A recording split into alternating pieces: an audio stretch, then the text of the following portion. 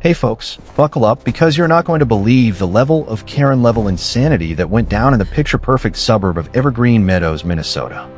Picture this. It is 7 minutes past midnight on Christmas Eve, the kind of quiet night where the only sound is the distant hum of snowplows and the occasional jingle of a neighbor's porch bells. Naomi Powell stands frozen on the sidewalk outside a sleek law firm building, her breath fogging in the icy air like little ghosts of every grievance she has ever swallowed. In her gloved hand is a thick red envelope, heavy as a brick, stamped with the words, "Final Distribution, Estate of Eleanor Wren." Inside, $11 million and a one-way ticket to war. You guys, this is not your average inheritance story. This is the moment a quiet, rule-following resident of the most controlling HOA in America finally snapped the leash. And the leash? Held by none other than Karen Hargrove, the self-appointed queen of Evergreen Meadows Homeowners Association, a woman whose idea of community spirit is slapping $500 fines on anyone who dares let their Christmas lights stay up past January 2nd. Karen, all 280 pounds of fake pearls and power suits in eye-searing magenta and gold, has spent the last decade turning this once peaceful neighborhood into her personal fiefdom. But tonight the tables are about to flip so hard you will hear the thud from space. Naomi's phone buzzes. Karen, HOA president. The name alone makes her stomach twist. For 10 years, Naomi has been the invisible woman of Evergreen Meadows, the one who pays her dues on time, keeps her lawn at the exact 2.5 inches mandated by the bylaws, and still gets cited for excessive holiday cheer because her wreath was 2 inches too wide. She has journals stacked in her attic, dozens of them, each page filled with the same heading in her neat handwriting. How the HOA forgot me today. But tonight the forgetting is over.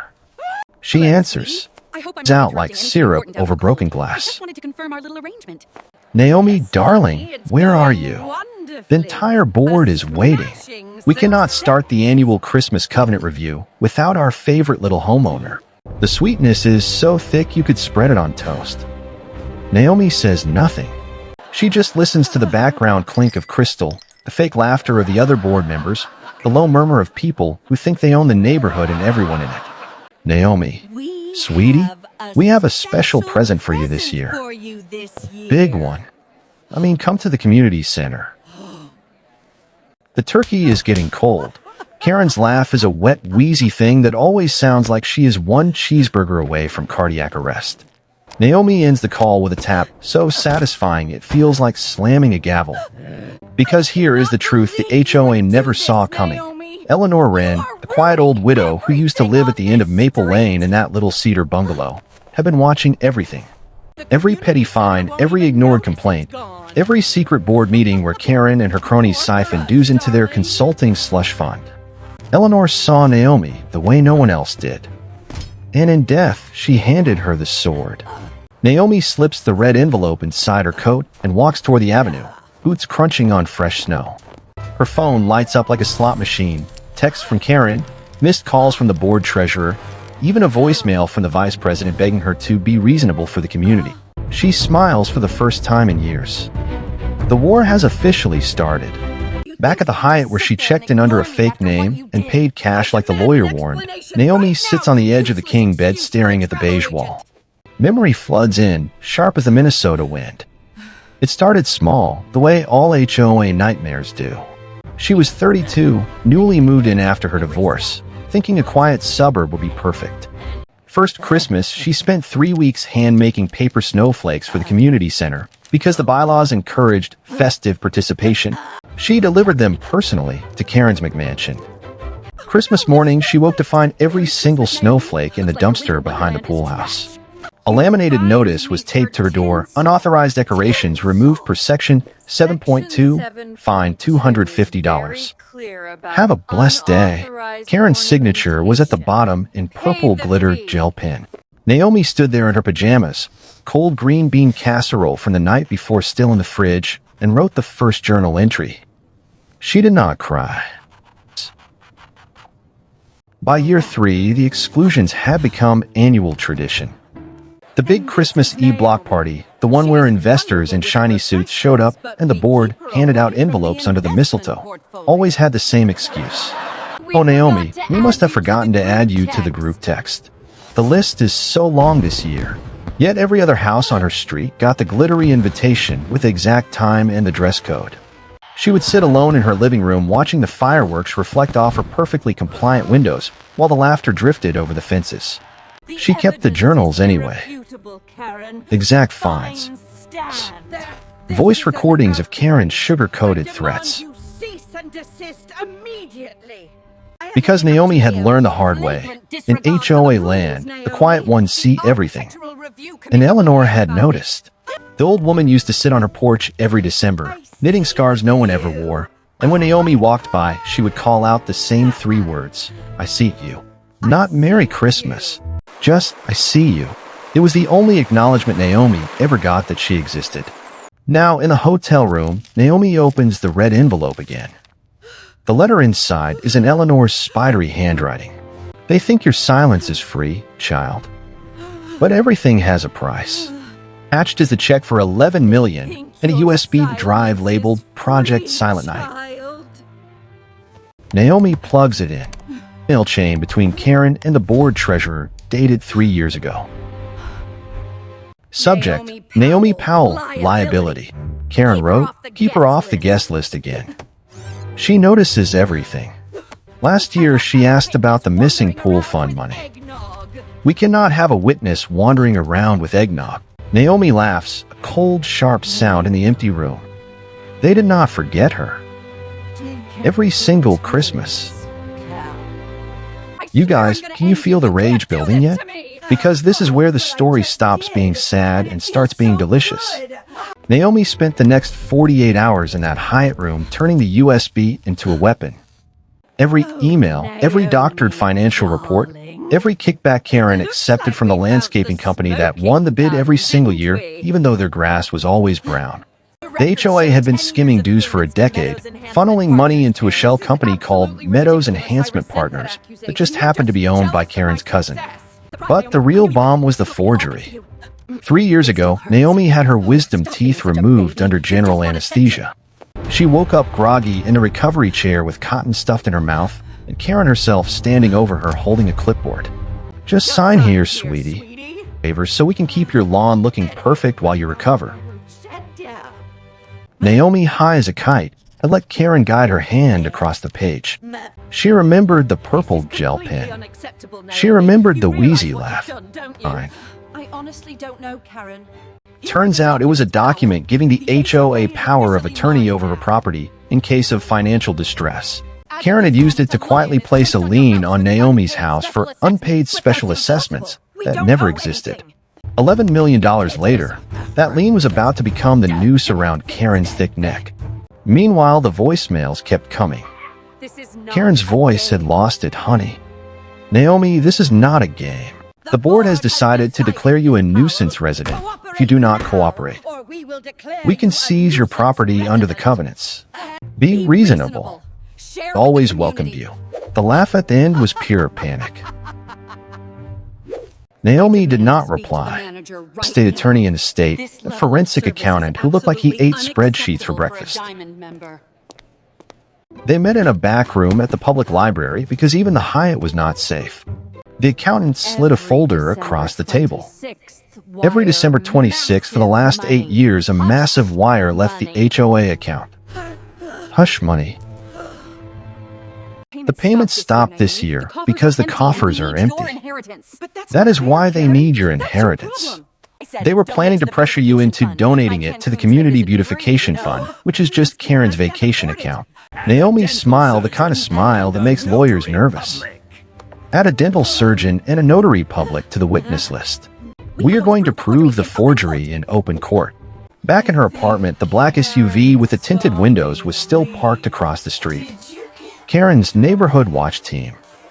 Naomi slipped out the back through the laundry room, scarf wrapped high, and walked 10 blocks through the snow to the library. A woman was waiting in the glass vestibule, Sarah, former HOA treasurer who had been forced out after she asked too many questions. Sarah handed her another USB. Emails between Karen and the board. They called you the witness. Every Christmas, they deliberately left you off the list so you would not see the investors handing over cash under the table. Your quiet little house on Maple Lane was the only one with a clear view of the community center parking lot.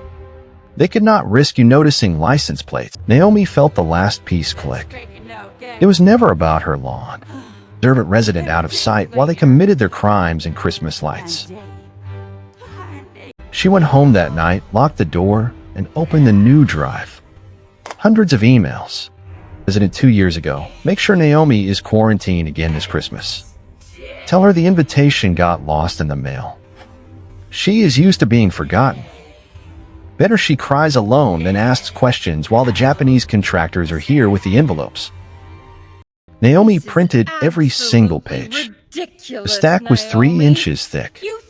She sat in the dark living room, and for the first time in years, she did not feel small. She felt like a loaded gun. The next morning, the neighborhood exploded. Karen called an emergency HOA meeting, mandatory attendance, $100 fine for no-shows. The email blast went to everyone except Naomi. She showed up anyway, walking into the community center like she owned the place. Which, technically, she was about to. Karen stood at the podium in a bright teal power suit that strained at every seam. Fake smile stretched so wide it looked painful. Neighbors, we have a situation.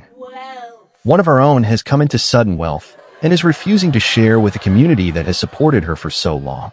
Murmurs rippled. Eyes turned to Naomi. She did not blink. Karen, my attorney will be filing papers tomorrow morning. Turns out the special assessment you placed on my house was signed while I was unconscious after surgery. That is called forgery. But every December 26th, the IRS is going to love those bank records. The room went dead silent except for Karen's wheezing. This is ridiculous. Stable. We may need to start the process to declare her a nuisance and protect the neighborhood values. Naomi just smiled. While you are at it, explain to the judge why Eleanor Wren's estate now owns the debt note on the entire HOA operating account. 6 years ago, the association took a private loan to cover your little slush fund shortfalls. The lender, North Star Ventures, fully owned by Eleanor. I inherited it. Payments. I now own your debt. Due tomorrow. Karen's face went the color of old cottage cheese. Someone in the back actually gasped. That night, Naomi's phone would not stop. Karen left 14 voicemails, each one starting sweet and ending in threats. We can make this go away, darling. 10% of your inheritance to the beautification fund, and we drop everything.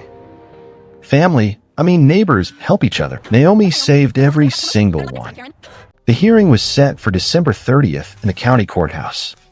Karen showed up in full widow mode, black suit 2 sizes too small, tissues in hand, board members flanking her like bodyguards.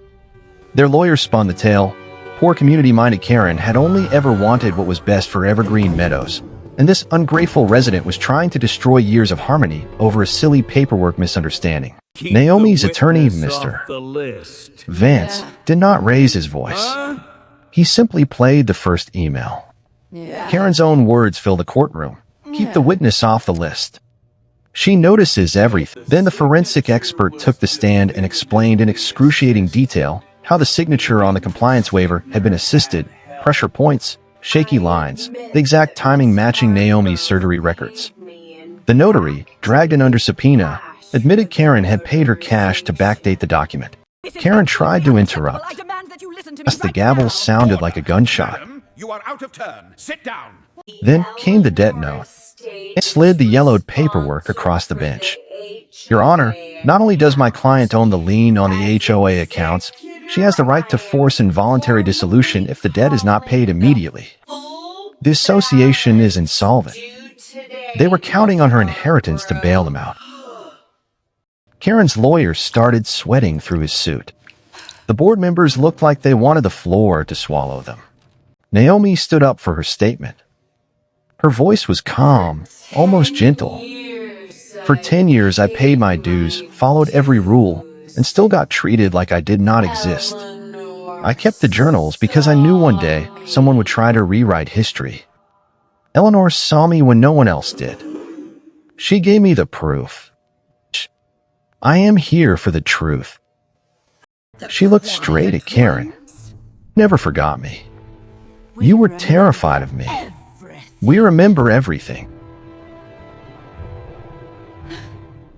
The judge did not even need a recess. Petition to declare Naomi a nuisance resident denied with prejudice. The lien on her house dissolved. The HOA books ordered open for full forensic audit. Criminal referral to the district attorney for forgery, embezzlement, and wire fraud. Karen sat there like a deflated parade balloon. The teal suit suddenly looked ridiculous under the courtroom lights. Outside in the hallway, her motherly act cracked. How could you do this to the community? She hissed, mascara running. We gave you everything. Naomi pulled a small box from her bag and handed it over. Inside was a photocopy of the very first journal page dated 10 years ago. Christmas Eve, they forgot to send me the block party notice again. Ate cold leftovers alone. Failure to participate in community spirit. $250. Merry Christmas. Karen stared at the paper like it had bitten her. I did not destroy you, Naomi said quietly. I just turned on the lights. She walked out into the snow. The neighborhood felt like it belonged to her. The black SUV was gone. Left up past the deadline on purpose, glowed soft and defiant against the gray sky. The next few weeks were a beautiful kind of chaos. The audit tore through the HOA books like a hurricane. Karen resigned for health reasons before the cuffs could close. The remaining board members scattered like roaches when the lights flip on. Dues were refunded to every homeowner. The landscaping contract went to the lowest bidder for the first time in 15 years. And Naomi? She used part of the inheritance to set up a legal defense fund for any resident ever bullied by an out-of-control HO. She kept one journal, though. December 30th, they finally remembered me. Too late. You know what the craziest part is, folks? Karen still lives in Evergreen Meadows. She sold a McMansion, moved into a smaller house on the edge of the development, and every Christmas Eve she puts up exactly the regulation number of lights and never, ever leaves her porch. Some neighbors say they see her watching Naomi's house from behind the curtains, that wheezy laugh long gone, replaced by something that looks a lot like fear. Naomi still walks the neighborhood every December 25th. She waves at everyone. She leaves a single cream-colored card on Karen's doorstep every year. Inside, in elegant handwriting, are the only 3 words Eleanor ever needed. I see you.